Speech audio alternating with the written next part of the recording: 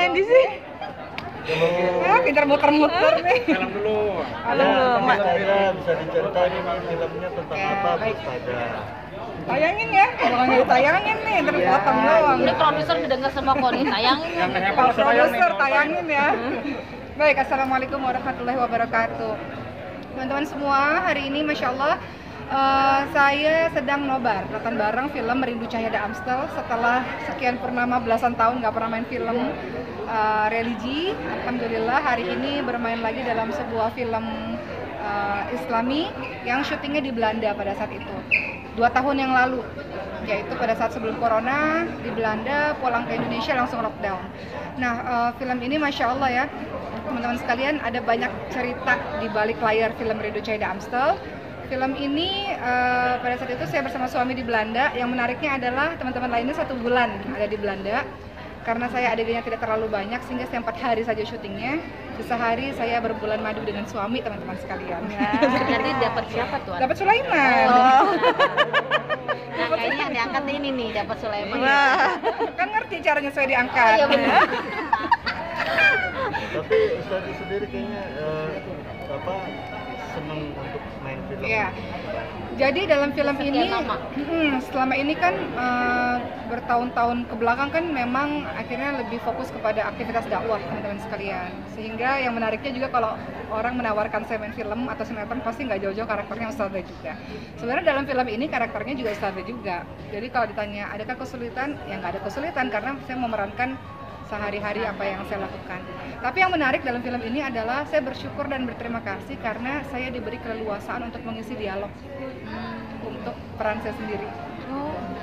Jadi Bu Sutradara hanya mengatakan, Boki ini kosong ya, terserah Boki nanti mau ditulis apa gitu. Ataupun kalau ada skenario-nya saya katakan boleh nggak aku rubah-rubah ya gini supaya aku pikir ada ayat gini yang penting untuk masuk seperti itu. Jadi diberi keleluasaan seperti itu membuat sangat bahagia karena ini yang dibahas kan masalahnya banyak ya, ada masalah macam-macam lah, masalah ada orang punya masa lalu, kita semua punya masa lalu akibat kebodohan kita atau ketidaktahuan kita sehingga kita buat dosa itu.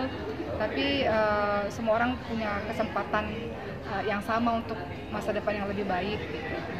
Kemudian ada cerita tentang jilbab ya, jadi mudah-mudahan yang nonton film ini boleh nonton Mbak, masuk ke dalam setelah ini, mudah-mudahan ada inspirasi bahwa bisa menutup aurat dengan baik seperti itu. Tapi yang paling berkesan buat saya adalah bagaimana di waktu yang singkat pesan-pesan agama itu bisa masuk dan tidak menggurui orang lain, sehingga orang nontonnya enjoy dan kemudian mereka bisa mengambil sebuah pelajaran kehidupan ataupun ayat-ayat Quran dalam kehidupan mereka lewat film ini seperti itu. Oke, Yang jadi menarik pengen bermain film apa sih? Jadi kayak menarik buat Ustazah sendiri. Yang paling berkesan buat saya dalam film ini yaitu tadi, karena saya diberikan kepercayaan amanah untuk terserang Boki nih mau diisi Maksudnya apa. menerima bermain film kembali Oke. gitu. Kenapa akhirnya mau menerima film kembali? Tentu ada proses sebelum menerima main film ini kan kita minta dulu skenario-nya. Ketika saya baca skenario-nya saya suka sekali sama film ini karena ya itu tadi, nanti teman-teman nonton sendiri bagaimana pesan-pesan Islam itu dimasukkan secara halus ya, ditambah dengan background Belanda. Mudah-mudahan menarik lah bagi teman-teman yang nonton dan teman-teman bisa melihat bagaimana dakwah di negara lain seperti itu yang disampaikan secara ringan.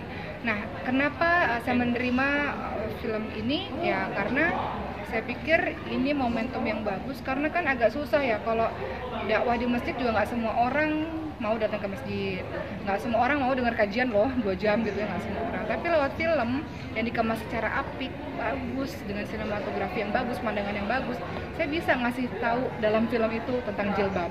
Saya bisa ngasih tahu tentang Allah Maha Pengampun misalnya. Saya bisa ngasih tahu misalnya birrul walidain, misalnya bakti sama orang tua misalnya gitu.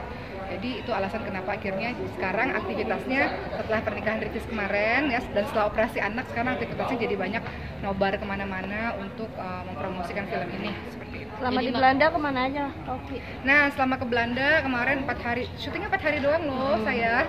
Kemudian karena saya kan S1-nya sastra Belanda nih teman-teman sekalian, dan karena film dan sebagainya nggak pernah pergi ke Belanda. Jadi pada saat film ini pertama kali menjejakkan kaki di Belanda, Karena dulu saya pengen banget kuliah di Universitas Leiden di Belanda, nggak kesampaian karena sibuk main film dan dakwah gitu ya.